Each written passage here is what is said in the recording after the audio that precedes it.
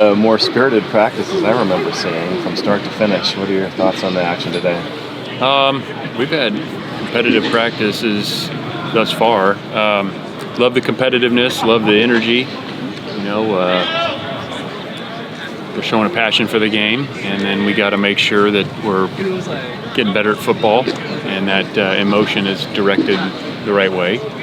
For the most part of it is. And there's some times when we can refocus it. So we got to continue to work on that. Has it been a little bit more chippy than past fall camps? Yeah, I think that's probably fair to say. Yeah, got a lot of new people, a lot of competition within positions, and you want competitiveness. This is a competitive, physical game. It's a violent game.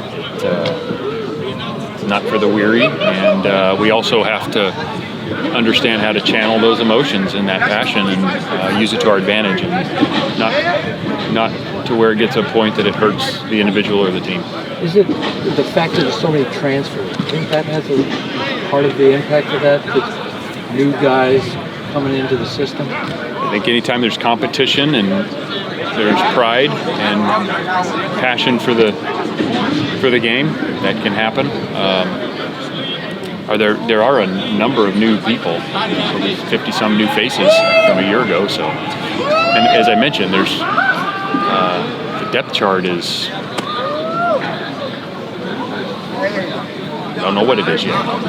There's a few. There's a few positions I could tell you have a pretty good idea, but there's a bunch that really don't know yet.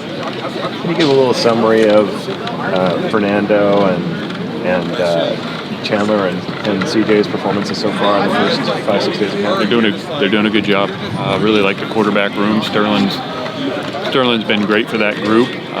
Also like the younger guys, Eli, Brady, and EJ, and those guys. They're doing a good job too. But there's a certain amount of reps, and all those three guys, Fernando and Chandler, CJ, have all done some good things. So just got to continue to get them reps.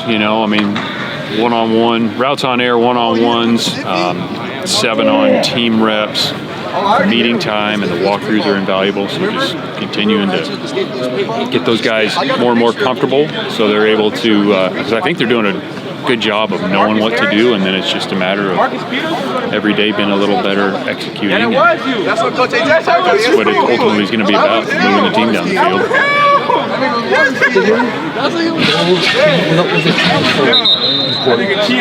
Has your goals changed in terms of short-term versus long-term? How so? Do you think just one season at a time now versus in the past, when you thought 3 or 4 seasons? Well, we've always, the most important day is always, today. The most important game is the next game. The most important season is the next season. So I've never thought about it in terms of, planning, I guess, for 5 years, because there's so many variables. The difference in recruiting is you'd have freshmen come in and you would see, okay, you could project a little more of what your team would look like in 3 years or something, but right now, the teams change so much from year to year. So in that way, yes, it is more short term. You don't see, what the team could potentially look like in 3 years or 4 years. The teams change in this environment twice a year. After the regular season, December, and then again in spring. So, yes, that's changed significantly. It's totally different than it's ever been. I was just thinking whether it's one season. Well, you have to, because you don't. In the past, we thought maybe 3 seasons. Yeah, I don't know. In the past, we thought 3 seasons, but we knew that there was guys on the team that would be here in 3 years, and you kind of had a better. The roster management was different, no doubt about it. So yes, in terms of the roster management, but the world we live in is like now. Today's practice, the next game, this season. That's all that matters to us, and that's no different than it was before. But I would say the roster management, you had a much clearer picture of what was to come than you do in this era. The running back room's obviously real deep, but Jamal Wiley, freshman showing up this fall, had a really nice TD run and seems to be running with power and some burst. Can you talk a little bit about what you're seeing out of him? Yeah, he's a good-sized guy. Again, it's real early. I think he's doing a good job, but just a lot of unknowns yet. So glad he's here. Can you talk a little bit about what Tobias and Keon bring at receiver from the portal? Yeah, Tobias can really run. You can see that. Got a big frame, and he's been running consistently in practice.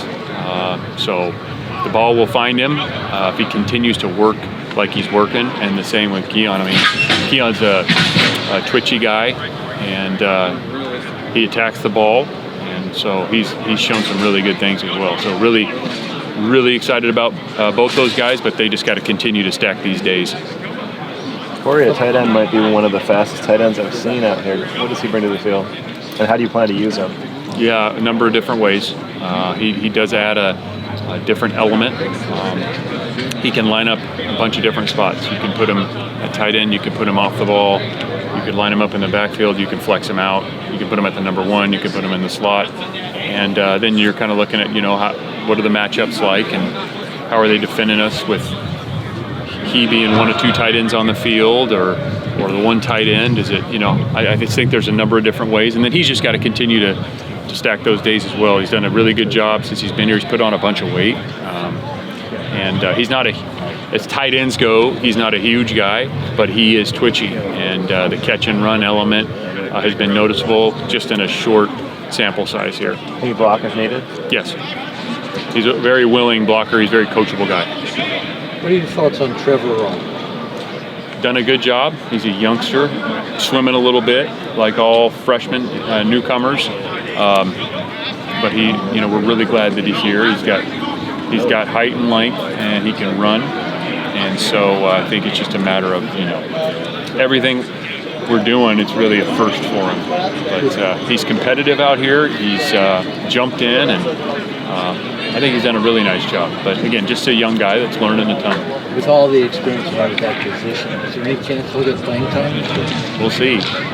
Like I told you before, I mean, that room in particular, there's just anybody's ball game. Like anybody in there can earn the right to play. There's a bunch of guys who have the ability, and it's a matter of what they do in practice. And I would not write him off at all right now. We want all those guys to come out here and compete day in and day out. And then when the first game gets here, we'll see where we're at that week.